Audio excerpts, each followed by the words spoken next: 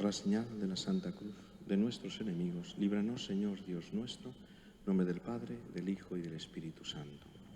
Señor mío y Dios mío, creo firmemente que estás aquí, que me ves y que me oyes.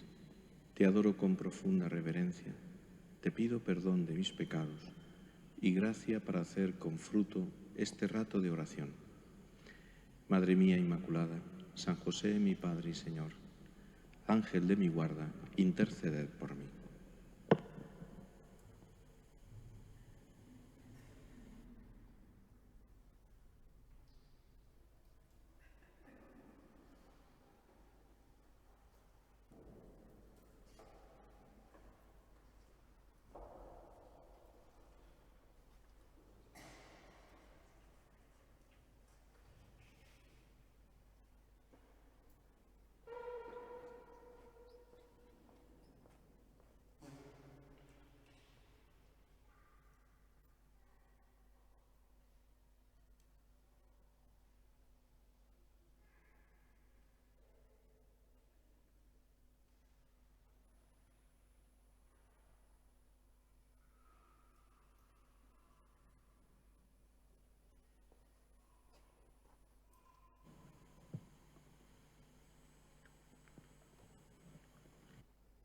El próximo domingo la liturgia nos permite celebrar la conmemoración de todos los fieles difuntos. Y como habitualmente hacemos la meditación sobre la liturgia del domingo, vamos a meditar hoy, así como en preparación también para esta celebración, sobre uno de los evangelios que se proponen para esta conmemoración de todos los fieles difuntos. Y así, además de prepararnos, lógicamente, espiritualmente, para esta celebración, también para introducirnos en la meditación de una realidad fundamental, importantísima, desde el punto de vista humano, pero también desde el punto de vista cristiano, que es la realidad de la muerte y del destino final de las almas. Por eso, este mes de noviembre, que empezaremos en la piedad de la Iglesia, está muy relacionado con la devoción a las almas del purgatorio, con los sufragios por los difuntos y también por la meditación de esta realidad. Es muy importante que meditemos en la realidad de la muerte propia y también, lógicamente, de la muerte de nuestros seres queridos. Que el Señor haya hecho que nuestra vida aquí en la tierra sea limitada, al final tiene muchas enseñanzas y tenemos que aprovecharlas.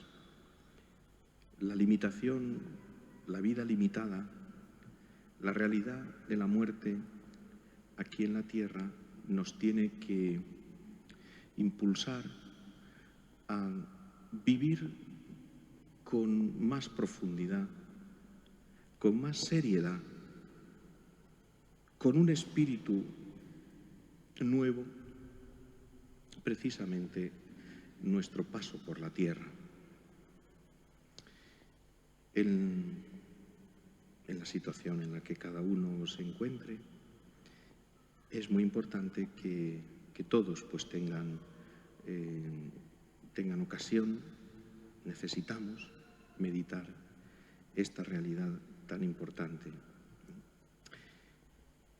Muchas veces, incluso con personas que tienen fe, precisamente el no haber profundizado, el no haber meditado la realidad de la muerte, no haberle dedicado tiempo a llevarla a la oración, a hablar con Dios, hace que cuando llegue ese momento aparezca la desesperación y que suponga una prueba grande, ciertamente lo es, una prueba de fe,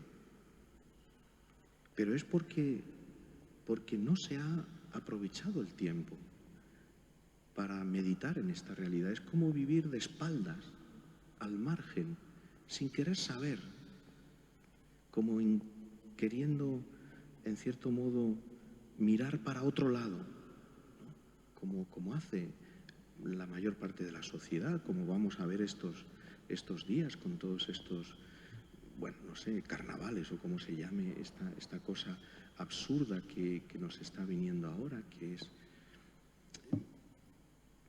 es una falsa manera de afrontar el tema de la muerte, ¿no? De banalizarlo, de quitarle importancia, de reírse, de hacer broma, de ver la muerte de una manera grotesca, ¿sí? Que no tiene sentido. Y entonces, esa no es la solución. Así que cuando llegue el momento verdadero de la muerte, pues llega la desesperación. Llega la desesperación. Mañana habrá muchas risas, habrá mucho, pero cuando llega el momento de la muerte, será el momento de llorar, de encontrarse con la dura y terrible realidad de la muerte. Y estas pobres personas no han meditado, no le encuentran sentido, no tienen espiritualmente modo de poder vivir algo tan doloroso y tan terrible como la muerte, porque no lo han aprovechado, porque han vivido de manera ajena a la muerte, mirando para otro lado, de manera superficial. Y la verdad es que no es fácil, es un momento difícil, ciertamente. Pero podríamos decir, aunque suene así un poquito, que gracias a que nuestra vida aquí en la tierra tiene un límite, tiene un final, eso nos tiene que llevar a vivir cada día con un espíritu de agradecimiento, de amor, de entrega, de plenitud, cada minuto, porque es un regalo, porque es un don de Dios, porque es algo grande, de tomarnos en serio la vida, de no desperdiciarla, de no desaprovecharla, de sacarle el máximo partido al tiempo que Dios nos ha concedido aquí en la tierra y de sacarle el máximo partido desde el punto de vista del amor, de la entrega, de la fe, del perdón, de hacer cosas buenas, de la caridad, de tantas cosas, porque sabemos que llegará ese día. Y también el hecho de que el Señor nos haya ocultado cuándo llegará ese día, aunque sabemos que llegará, sin dudar, el no saberlo también nos lleva a vivir con ese espíritu que el Señor tantas veces en el Evangelio recomendaba a sus discípulos: velad, velad y orad, porque no sabéis ni el día ni la hora. Y velad y orad, estas dos expresiones quieren decir amar, amar, amar. O sea, aprovechar el tiempo, estar atentos, no viváis de manera superficial, a la ligera, sino realmente vivir plenamente cada instante, cada minuto, cada hora, cada día de vuestra vida. Muchas veces en las conversaciones hay expresiones que francamente, bueno, se utilizan, pero que ponen de manifiesto pues muy poca fe. Cada día que pasa, se dice, es un día menos. ¡Qué angustia! Un día menos. Se me acaban los días. ¡Qué mal! Eso es vivir sin fe. Eso es vivir sin fe. Claro, el que espera, o mejor dicho, el que no espera nada, el que cree que ya se acabó todo, que ahí termina todo y que desaparece todo, pues es una angustia. Cada día que pasa es un día menos. Terrorífico. Cada día que pasa es un día que me acerca al amor de Dios. Cada día que pasa es un día más de amor, de aprovecharlo de verdad. Por eso nos levantamos por las mañanas haciéndole un acto de agradecimiento a Dios, ¿no? Lo primero que hacemos al despertarnos por la mañana, ¿qué es? Darle gracias a Dios por el nuevo día. Darle gracias a Dios.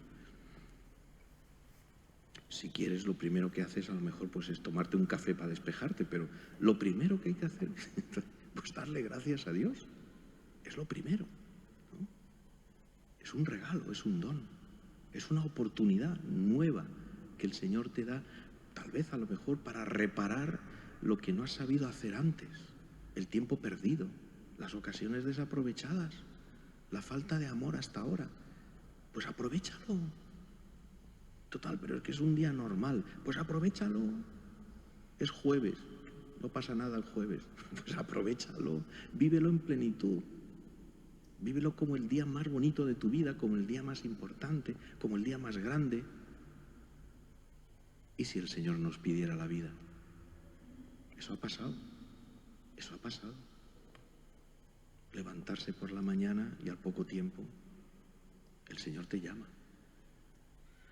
Por lo tanto, acostarse por la noche también. El sueño de la noche es como una preparación para la muerte, ¿no? Tampoco se trata de vivir así angustiados diciendo... Yo tenía un amigo que le había entrado la manía de que no quería que cuando muriera pues nadie le tocara. Y entonces durante un tiempo le entró esa manía y se acostaba todas las noches pensando que a lo mejor por las noches podía morir, porque puede pasar, y entonces tenía ya preparado un traje para amortajar y todas las noches se acostaba con el traje ya preparado. Dice, por si acaso ya estoy preparado, ya no tiene... Bien, tampoco se trata de eso, ¿no? Pero ciertamente es importante esta idea de la realidad de la muerte como un despertar los ojos, como un abrir los ojos a una vida más bonita, más grande, más hermosa, ¿no? Y la muerte llena de sentido la vida en la tierra, ¿eh? Precisamente para no vivir como viven los que no tienen fe. Los que no tienen fe, ¿cómo viven? Bueno, intentando aprovechar, ganar al máximo, sacarle el máximo partido a la vida, disfrutar de una manera loca. Sí, qué horror, qué horror. En cambio, qué bonito es el aprovechar los días como un don de Dios, como un regalo de Dios. Y el vivirlo con ese espíritu, con esa alegría, con esa ilusión. Al final, de decir, bueno, Señor, pues es verdad, en cualquier momento me puedes llamar, pero voy a vivir de tal manera que cuando llegues, Señor, y llames a la puerta de mi casa, esté preparado, porque intento vivir así, constantemente, continuamente, en esa disposición de amor y de entrega, de amar, ¿no? En la conmemoración de los fieles difuntos, los llamamos así fieles difuntos. Mirad que para nosotros, bueno, lo que supuso la resurrección de Cristo cambió por completo el modo de ver la muerte, evidentemente. Incluso el lugar donde reposan los muertos. Para los antiguos paganos, el lugar donde reposan los muertos es la necrópolis, que que es la ciudad de los muertos, o sea, una ciudad de los muertos, donde viven esas sombras que no tienen realidad, que están ahí vagando, ¿no? Que están dando vueltas, como hoy en día muchos creen, que las almas están atrapadas, y a veces se quedan atrapadas en unas casas, ¿no? Que después sirven para hacer visitas nocturnas por esas casas encantadas. ¡Qué tontería! Con perdón, Señor, estamos en la iglesia. Las almas no están atrapadas en ningún sitio. Cuando se muere, las almas van a la presencia de Dios y allí es el juicio. Ya está. No se quedan en una casa. Las pobres, solo lo que les faltaba. Eso son tonterías. Son credulidades, creencias que no son cristianas, ¿no? Y que a mucha gente le emociona, ¿no? Es que vamos a ver una casa encantada, ruidos raros y cosas, lo que tú quieras. Eso no es así. La ciudad de los muertos para los paganos es una ciudad aparte. En cambio, los cristianos empezaron a llamarlo de otra manera.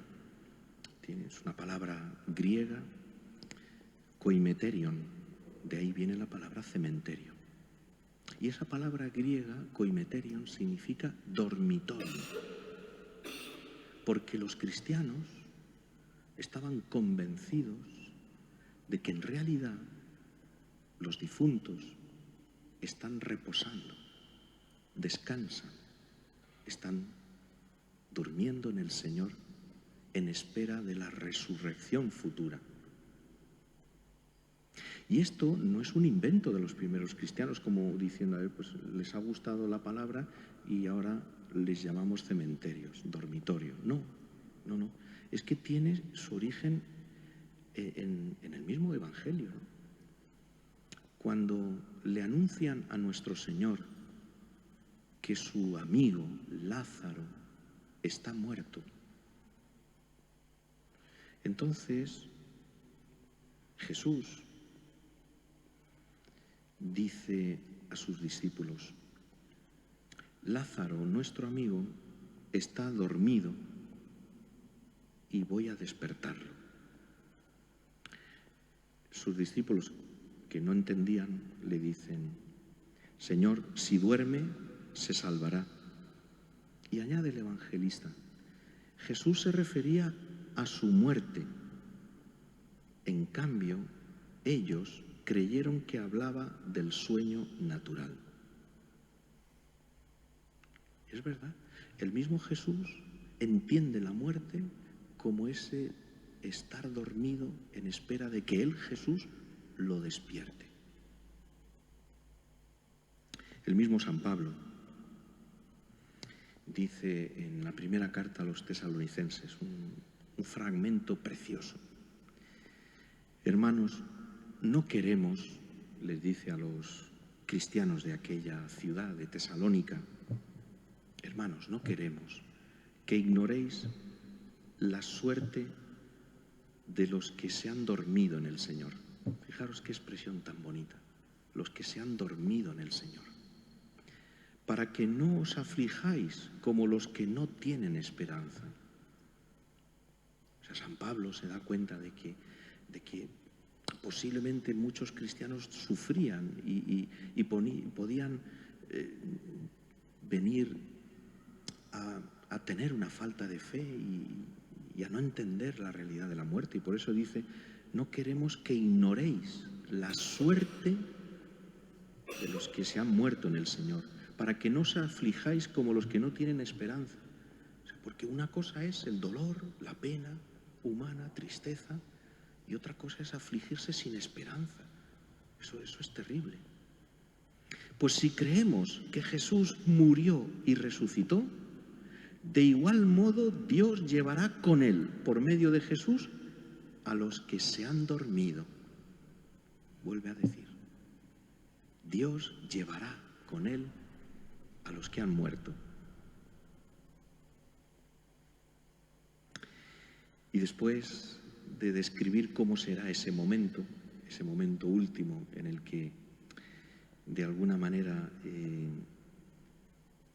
El mismo Señor, además lo describe San Pablo con una serie de imágenes así para manifestar la aparición de la gloria de Dios, ¿no? Ese último momento en el que sonará la trompeta de Dios, la trompeta divina, que descenderá del cielo. Y los muertos en Cristo resucitarán en primer lugar. Después nosotros, los que vivamos, los que quedemos, seremos llevados con ellos entre nubes, la presencia de Dios en las nubes, al encuentro del Señor por los aires. Y añade, y así estaremos siempre con el Señor. Consolaos, pues, mutuamente con estas palabras. Y así estaremos siempre con el Señor.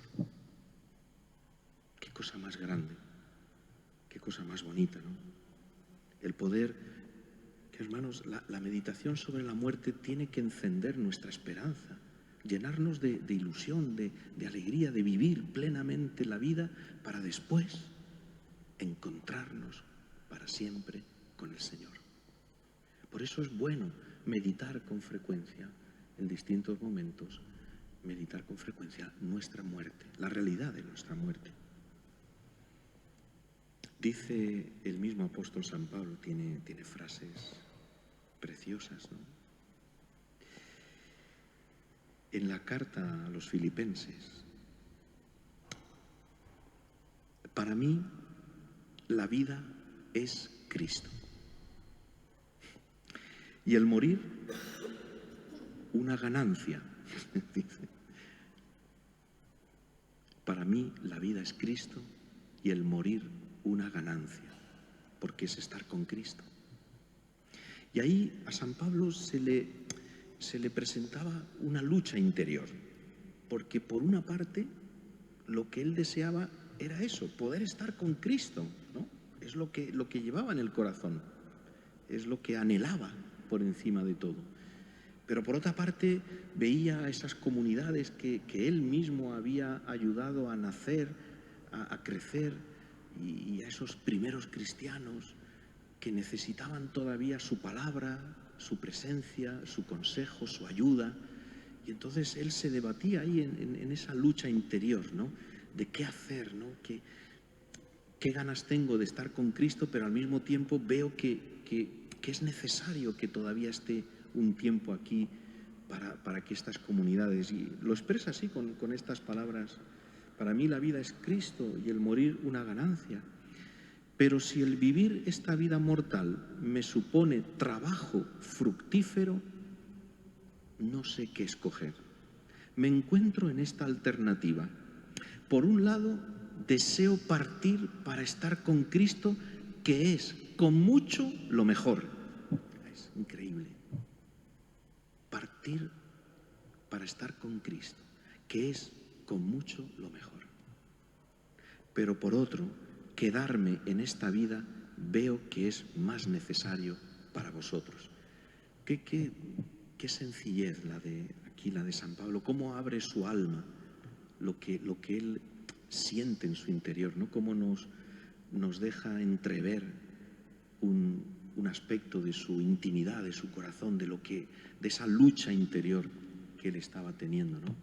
Y con qué palabras describe ese anhelo de estar con Cristo, que es lo más grande, pero al mismo tiempo también esas ganas de trabajar incansablemente por Cristo en la tierra, entre esos cristianos, en esas comunidades. Y de ahí ese esfuerzo de los viajes de San Pablo, de un lado para otro, lleno de incomodidades, de sufrimientos, a veces incluso de verdaderas torturas que tuvo que padecer, pero para llevar a Cristo, ¿no? Y por eso nos enseña mucho este pasaje de la carta a los Filipenses. Está al comienzo de la carta, es como la introducción, es como el abrir su alma a estos cristianos de la ciudad de Filipos, ¿no? Y decirles: no sabéis con qué fuego de amor estoy deseando encontrarme a Cristo, pero al mismo tiempo os veo a vosotros y siento la necesidad de trabajar hasta agotarse por ayudarles en la fe. Esto es lo que también nosotros deberíamos de presentarle en nuestra oración. Señor, ayúdanos a vivir con este anhelo de amarte con todas nuestras fuerzas, de imaginarnos ese momento último en el que nos encontraremos eternamente en el cielo. Y desear que cuando llegue ese momento estemos preparados para poder abrazar a Cristo y recibir todo su amor. Por eso qué bien se entiende esta otra expresión que está en la carta a los Romanos, o sea, capítulo 14, que es precioso. Ninguno de nosotros vive para sí mismo y ninguno muere para sí mismo. Si vivimos, vivimos para el Señor. Si morimos, morimos para el Señor. En la vida y en la muerte somos del Señor. Esta es nuestra vida. Por el Señor, para Él, para su gloria, por amor a Él. Ninguno de nosotros vive para sí mismo. Por eso, Señor, que esta realidad del final, de la muerte, nos ayude a entender que tenemos que vivir nuestra vida completamente desprendidos de nosotros mismos, ¿no? De nuestras comodidades, de nuestras perezas, de nuestro amor propio, de nuestras opiniones, de nuestros planes, de nuestro orgullo, de nuestro modo de ver las cosas, de que las cosas tienen que ser así y tienen que ser así, y de ahí nos salimos, de tantas cosas que nos esclavizan, que nos atan, que nos impiden vivir con un espíritu nuevo, con una disponibilidad mayor para recibir la gracia de Dios. Ninguno de nosotros vive para sí mismo. Y cuántas veces, en cambio, vivimos para nosotros mismos, nos buscamos a nosotros mismos, buscamos lo nuestro, lo que nos gusta, lo que nos apetece, lo que nos viene cómodo, lo que nos agrada. Y así entonces no estaremos preparados. Para esto murió y resucitó Cristo, para ser Señor de vivos y muertos.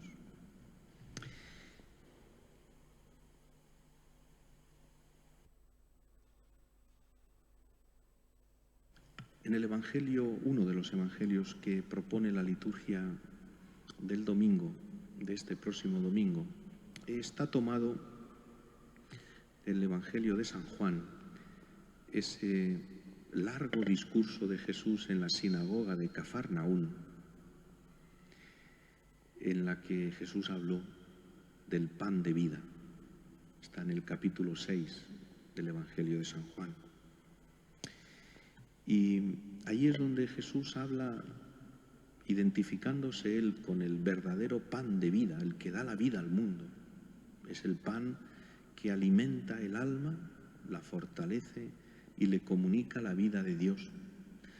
No como el pan que dieron vuestros padres, es decir, no como el maná, que era un símbolo, que era un signo, que era una figura de la Eucaristía, que es el verdadero pan del cielo, el que da la vida verdadera, la vida verdadera. Y por eso, en esta meditación sobre la muerte, tenemos que reflexionar también sobre la Eucaristía, sobre la necesidad de recibir la Eucaristía cada día con más fe, cada día con más amor, cada día con un deseo de que el Señor en la Eucaristía nos comunique su misma vida, la misma vida de Cristo. Y ahí, en ese discurso precioso de la sinagoga de Cafarnaún, en un momento determinado Jesús dice lo siguiente, que es el evangelio, uno de los evangelios de este domingo: todo lo que me da el Padre vendrá a mí, y al que venga a mí, dice Cristo, no lo echaré afuera, porque he bajado del cielo no para hacer mi voluntad. Fijaros esta expresión, no lo echaré afuera. Esta expresión hace resonar en nuestros oídos la misma expresión que en el libro del Génesis se refiere al momento en el que Adán y Eva fueron expulsados del paraíso. Y ahora Jesús, refiriéndose a aquella expulsión del paraíso, se presenta a sí mismo como aquel que no nos va a expulsar, no nos va a echar fuera, porque Él ha venido precisamente a realizar la voluntad del Padre. Y la voluntad del que le ha enviado es que no pierda nada de lo que me dio, dice Jesús, sino que lo resucite en el último día. Y qué imagen tan bonita de ver que somos propiedad del Padre. Todo lo que me da el Padre, dice Jesús, vendrá a mí, y somos nosotros. Somos pertenencia del Padre. Somos suyos, y nos quiere como a lo más querido, como a lo más grande, a lo más valioso. Y por eso no permitirá que quedemos expulsados, que quedemos fuera, ¿no? Y esto es lo que Cristo ha venido a realizar, a hacer posible que participemos de la misma vida divina, que no nos quedemos privados de esa vida divina, de esa comunión con Dios. Esta es la voluntad de mi Padre, que todo el que ve al Hijo y cree en Él tenga vida eterna, y yo lo resucitaré en el último día. Pues, queridos hermanos, cuando llegue ese momento, los que creen en Cristo tendrán vida eterna. Y esto es lo que tenemos que pensar, que el Señor ya nos ha dado las primicias de la resurrección. Anticipadamente ya las tenemos gracias al sacramento del bautismo. Y esas primicias de la resurrección, de la vida nueva, se van haciendo una realidad cada vez más profunda en nuestra vida gracias a los sacramentos, a la Eucaristía, a la confesión, a los demás sacramentos. Gracias a la oración, gracias a la vida de caridad. Por eso, cuando llegue ese último día, lo afrontaremos con la serenidad de espíritu de saber que el Señor viene a llamarnos, que Él está esperándonos y que ha llegado ese momento tan esperado y tan deseado por el Señor de que estemos con Él para siempre.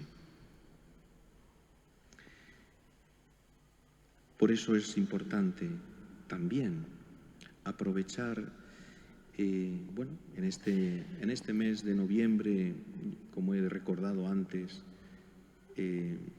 la devoción de la Iglesia pasa por los sufragios, por las almas del purgatorio, por nuestros difuntos, ¿no? Ofrecer la misa por ellos.